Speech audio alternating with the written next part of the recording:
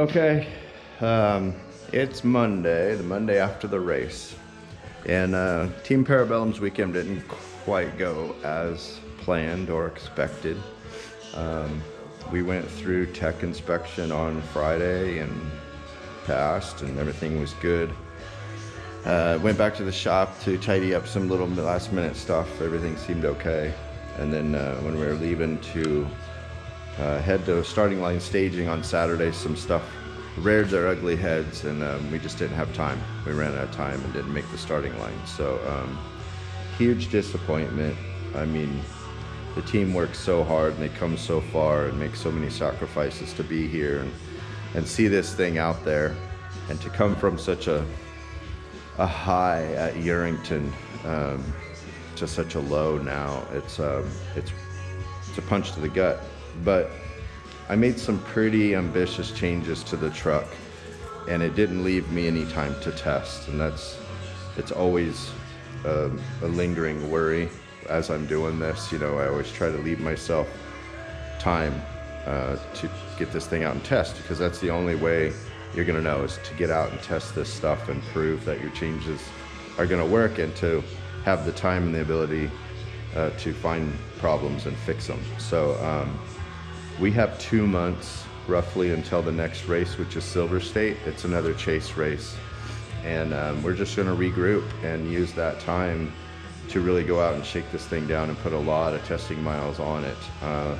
Matt Lovell's gonna come down and help, and possibly a couple of the team members, so it won't just be me, which will be a huge help, huge help. This entire program, the racing and everything, isn't just me, it's the whole team, and I'm grateful for everything they do. But when I'm here in the shop, it's mostly just me. It's a one-man show, and I gotta run a business and work on the truck. So it's tough, you know, it's tough, and I bit off a lot.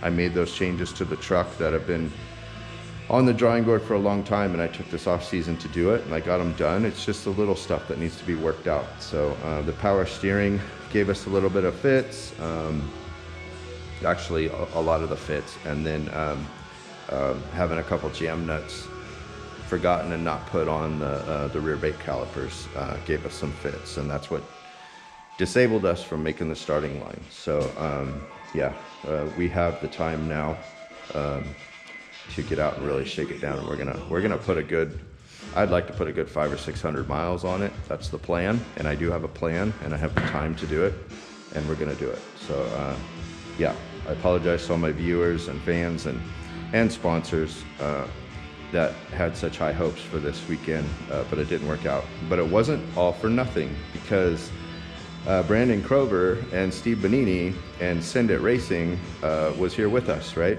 And we had the opportunity to chase them and assist them and guide them in any way we possibly could to get them across the finish line, and they did. These guys kicking butt. Brandon had a pace that wasn't too far off from the 6100 trucks, which is amazing, in a 72. And then by pit 4, he was starting to lose the clutch in the truck. It was a really rough track, really rough course, a lot of rockiness. So he was shifting a lot, and Brandon's not a little guy, so he's wedged in this little truck. So pushing on that clutch pedal, he was a busy guy. So the clutch went out at pit 4, and there was no quit in anybody. We got him back to pit 4, and in an hour and 50 minutes, these guys changed the clutch out and got him back on course, and he finished with hours to spare on his very first race in a brand new truck to him. Yeah, so huge congratulations.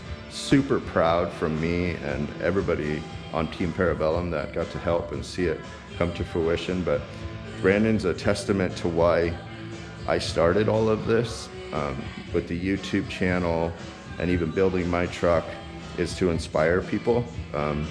So even though I'm bummed that we didn't get our truck out there, I'm just super happy because he's a testament to why I do this, and to inspire people to get out there and chase your dreams, and anything's possible. You can do it. And Brandon freaking did it, man.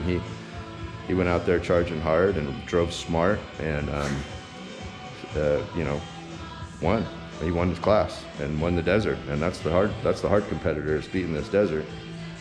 So yeah, congrats to Send It Racing.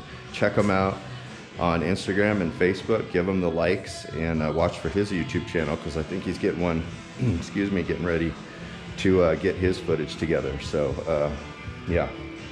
So it was a great weekend. It was a fun weekend. Lots of memories were made. Lots of friendships were made. Walter Abrasives representative Chris Ray got to come out with us, and he chased us the entire day. Was part of the team. Got in there, wrenched on my truck a lot. Huge help. It was an honor to have him and his wife here, and I hope they had fun. I'm pretty sure they did. The grin on his face, I think, is going to be permanently there for a while, so that's cool. Edge Construction Supply, Troy, you know, he's on our team, but he's also a representative for Edge, and we wouldn't be here without any of these guys. Mighty Ties, Dave Wright, and Angel Perez with LP Engineering, our blower systems in the truck. We wouldn't be here without any of these great people's support and generosity.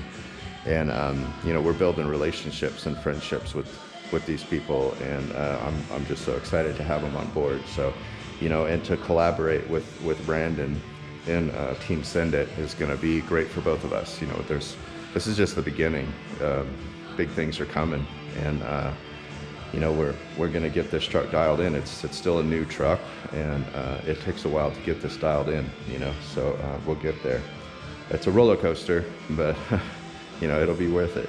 So right now, though, what I got to do is clean the shop, because as you know from other races, it takes a beating. Let me give you a shot here. I started cleaning about 3 hours ago, taking the opportunity while the truck's out to get things cleaned up and reorganized and find all my tools. My process is to just throw them in a bucket as I come across them, and I'll sort them out. But the toolboxes and stuff are just thrashed. The guys were awesome. Guys and gals were awesome. They were in here just tearing it up and trying to get the truck out on the track. And, you know, we made it through tech, so that's important. That's good to know. But anyway, it is what it is, and that's racing. You got to take the lows with the highs and learn from them. Don't get discouraged and keep pushing forward. So, yeah, we'll get them. And right now I'm just going to clean. Got a bunch of footage from the race. I'll put a video together and get it sent out quick. And then I'm sure Brandon's going to have a ton of footage. He hired a helicopter and a bunch of photographers. So, yeah, watch for them. If you're not following Legacy Off-Road Association, I recommend going and checking them out, because they ran an astounding, super fun event. The way it was ran was smooth and flawless, and if you don't race Legacy, I strongly recommend that you come and check out their events, because it was great. The course was great, the pits were great, everything was lined out perfectly, and it went really smooth, and it was a lot of fun, and we're going to do it again. So yeah, our next event, like I said, is Best in the Deserts Silver State. We ran it last year. We made it 12 miles, and we're going to be ready. We're going to finish it. Yeah. So thanks everybody for watching. Subscribe and tell your friends. Please hit the subscribe button and the like button and ring that little bell, so when you see videos out, it keeps us going. It's really, really important. So hit the subscribe, and we'll see you soon. All right. Thanks.